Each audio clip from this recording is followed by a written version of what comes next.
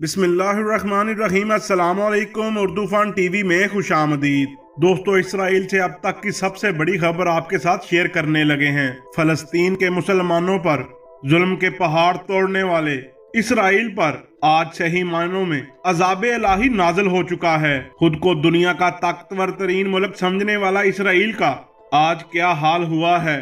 दोस्तों, इस हवाले से जो वीडियोस और तस्वीर हम आपको दिखाने जा रहे हैं, इनको देखकर आपकी रूह भी कांप जाएगी। आज का दिन इसराइल में क़यामत सुगरा का मंजर पेश कर रहा है, जहां आज दो इंतहाई अहम वाकयात पेश आ चुके हैं।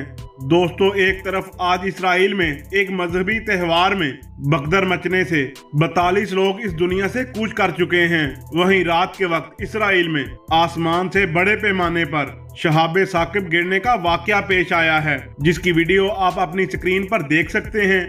शहाब साकिब गिरने से इसराइल में जगह जगह धमाके सुनाई दिए हैं। मोहतरम दोस्तों, इस हवाले से अपनी राय का इजहार कमेंट्स में जरूर कीजिएगा। मिलते हैं किसी अगली वीडियो में, तब तक के लिए अल्लाह हाफिज।